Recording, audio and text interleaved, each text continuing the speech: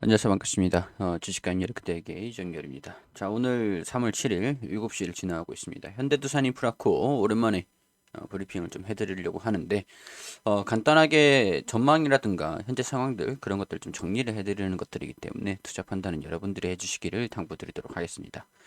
자, 우려감이라든가 기대감 두 가지가 지금 상존하고 있는 상황들이죠.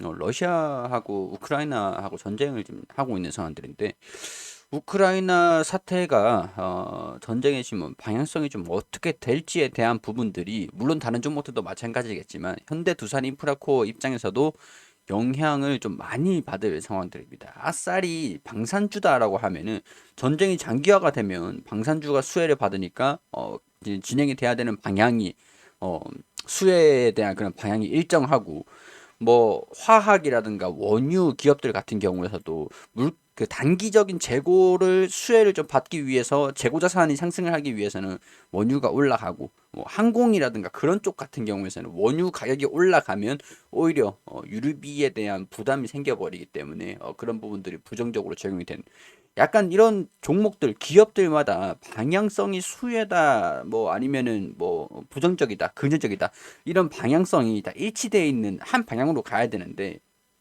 현대두산 인프라코는 약간 이렇게 되면 이렇고 저렇게 되면 저렇고 그런 옵션들이 좀 많은 상황들이에요. 일단은 간단하게 좀 말씀을 드리면은 에너지 일단은 에너지죠. 에너지에 대한 부분들이 일단은 뭐 계속 상승을 한다. 그러면 인플레이션을 초래를 한다. 원자재 가격들이 올라간다라고 보는 것들인데 그렇게 되면은 일단 뭐 건설기계, 원자재 그런 가격들이 상승을 하니까 원자재 기업들 같은 경우에서는 수익이 늘어나고 투자를 더 할 수 있는 여력들이 있잖아요. 그렇게 되면은 원자재라든가 원자재 이런 쪽으로 뭐 원유 쪽으로는 좀 그렇고 원자재 뭐 철강 뭐 니켈 뭐 이런 어 물 물량 이런 그 자원들의 가격들이 상승을 하면 이거를 팔기 위해서 이걸 파는 기업들 입장에서는 투자를 확대를 할 수가 있습니다. 확대. 뭐 그렇기 때문에 인플레이션이 상승이 나오는 것들은 일단은 건설 기계에 어떻게 보면 수혜를 볼 수 있는 상황들이니까 뭐 긍정적인 요인들이다. 근데 이게 또 너무 올라가면 또 그렇고 그 러시아 에너지에 대한 부분들이라든가 이런 것들이 경기 악화로 진행이 된다라고 하면은 투자가 나중에 이거를 팔려고 해도 사는 사람들이 없기 때문에 경기가 좀 악화가 된다라고 하면은 이런 부분들이 장기적으로는 좀 부정적일 수도 있어요. 장기적으로는 부정적입니다. 이게 어느 정도 가격이 올라가고 떨어지는 게 좀 안정화가 돼야 수요가 유지가 될 수 있는데 일단 수요가 유지가 될 것이냐 우리도 뭐 그렇잖아요. 뭐 건설 부동산 쪽이기도 하고 뭐 자동차 이런 쪽 같은 경우에서는 시멘트 건설 쪽은 시멘트 그리고 뭐 부동산 자동차 뭐 철강 조선 쪽도 철강 근데 얘네들이 수주를 받고 판매를 유지는 할 수밖에 없는 상황들인데 이게 판매를 한다라고 했을 때 철강 가격들이 급등을 하고 건설 시멘트 이런 가격들이 좀 급등을 하고 농업 같은 경우에서도 뭐 비료 뭐 그리고 뭐 씨앗 같은 거 씨앗 같은 이런 쪽 뭐 우리나라는 다 수입에 의존하는 상황들이잖아요. 뭐 식품 원료 이런 부분들에서도 지금 달러가 다 강세를 올라가고 있는 상황들이고 이런 가격들이 결국 소비자 가격으로 부담이 되면 소비자 가격으로 철강 가격이 올랐던 거, 뭐 자동차 가격 상승, 조선 가격 상승, 뭐 부동산 가격 상승 이런 식으로 뭐 건설은 이게 정책적인 부분들이 좀 있으니까 뭐 식품 가격 상승 결국에는 물가가 올라간다라는 거죠. 물가가 올라가면은 경기가 악화가 될 것이다. 그러면 수요가 결국엔 줄어들 것이다. 두 개 살 것도 한 개 사고 세 개 살 것도 뭐 한 개 1.5개 사고 이런 식으로 수요에 대한 부분들.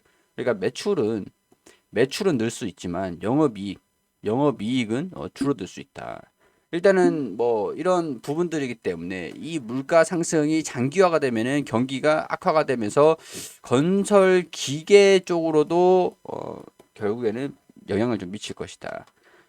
이런 쪽이고 그리고 인플레이션 투자 또 이제 이런 쪽인데 일단 방금 긍정 요인이나 부정 요인들 말씀을 드렸는데 경기가 악화가 되면 경기가 악화가 장기화되면 정부에서 경기를 살리기 위해서 부양책을 하잖아요. 부양책 대표적인 부양책 하나가 인플레이션, 야, 인프라를 투자를 하는 것들. 예를 들어서 뭐 건설 도로도 멀쩡한 도로, 뭐 교량, 뭐 이런 공사를 하는 이유가 여기 그 뭐 또 투자를 해서 이 자본을 좀 돌려가지고 인건비도 주고 기업들에서 자본도 좀 기업들도 좀 살려주고 이런 식으로 제조업 뭐랄까 이런 경기를 좀 이제 부흥을 시키기 위한 부양책으로도 많이 합니다. 통화 정책 말고도 경기 부양책, 경기 정책으로도 정부에서 많이 사용하는 방법이기 때문에 이런 경기에 대한 부양책의 일환으로 이런 인프라 투자가 집행이 된다라고 하면은 건설 기계에 대한 수요가 진행이 될 것이다라는 그런 긍정적인 요인들. 그리고 이런 내용들이 있는데 물가가 올라가고 물가가 올라간다. 그 건설 기계에서도 이 원자재가 철강이잖아요. 건설 기계도 우리가 자동차랑 마찬가지로 보는 거죠. 자동차도 지금 영업이익률이 떨어지고 있는 게 판매량은 늘고 있습니다. 판매량은 늘고 있다라고 하는데 영업이익은 떨어지고 있어요. 조선도 마찬가지고. 매출은 증가되는데 영업이익은 줄어들고 있다. 이게 물가가 상승하고 있어요. 건설 기계 같은 경우에서도 거의 뭐 우리가 플라스틱으로 건설 기계를 만들진 않잖아요. 철로 만들잖아요. 철강으로 건설을 만들기 때문에 이거를 팔아도 영업이익이 줄어들 것이다. 이런 부분들이 좀 있기 때문에 부양책으로 매출이 증가되고 영업이익이냐. 그러니까 결론을 봤을 때 매출이냐, 이익이냐 이런 부분들로 좀 이제 딱히 뭐가 긍정적이다, 뭐가 부정적이다. 이렇게 되면 긍정적이다. 이렇게 되면 뭐 항공 같은 경우에서도 원유가 올라간다라고 하면은 이 항공 뭐 이 왔다 갔다 대륙간 왔다 갔다 하는데 원유 비용이 상승이 되죠. 그렇기 때문에 영업이익이 줄어듭니다. 그렇기 때문에 부정적이에요. 부정적. 그러니까 원유 가격이 낮아지는 게 훨씬 긍정적이죠. 근데 뭐 이런 방향성이 있는데 건설기계 같은 경우에서는 인프라 해치 투자 방향이냐 아니면은 뭐 이런 뭐 물가가 올라가는 데서 영업이익이 줄어드는 것이냐 이런 한 방향으로 가면 이렇게 진행됐을 때 긍정적이다 부정적이다 이렇게 단도직입적으로 말할 수 있는 상황들이 아니고 긍정적이냐 부정적이다 뭐 이 두 가지가 다 따라오는 그런 상황이라서 조금은 지금 상황들은 조금 좀 복잡한 상황이다라고 정리를 좀 해드릴 수 있을 것 같아요. 자, 일단 중국의 부양책을 좀 기다려야 되는 상황들이죠. 중국이 지금 좀 부상이 되고 있는데 러시아가 좀 안 좋은 상황들 디폴트를 선언하냐? 그럼 중국의 파급이 좀 어느 정도냐? 약간 러시아가 디폴트가 발생이 되면 중국 쪽으로 수요가 몰릴 것이기 때문에 중국이 오히려 수혜다. 호주랑 중국이 수혜다. 라고 하면서 그러면은 중국 쪽으로 대형 기종 판매가 늘어나지 않겠냐. 이렇게 보는 관점들도 있고, 어, 뭐, 러시아 쪽으로 이제 산업이 애초부터 현대 두산 인프라코어 같은 경우에서는 러시아에 판매되고 있는 게 물량이 이렇게 크진 않았죠. 중국의 의존도가 좀 높았기 때문에 일단 중국의 좀 부양책들 경기를 좀 부흥을 시킨다라는 그런 부양책들이 아무래도 좀 진행이 된다라고 한다면 판매량이 좀 증가될 수 있다라는 그런 기대감들은 좀 반영이 될 수 있지 않을까. 돈 풀어서 경기 부양을 한다. 인프라 투자 실탄이 5조 4천억 위안. 이제 물가가 관건입니다. 물가가. 프로젝트 파이낸싱 인프라 투자 용도로 3조 하나 703조 원의 실탄은 장착을 했다. 그러면 돈을 풀어서 경기를 부양하겠다는데 이건 경기 부양책이잖아요. 경기 부양책인데 대표적인 부양책이라는 거예요. 이런 것들로 인해서 현대 두산 인프라코가 수혜를 받을 수 있을 것이냐. 그런 부분들이 좀 이제 긍정적인 기대 요인이긴 합니다.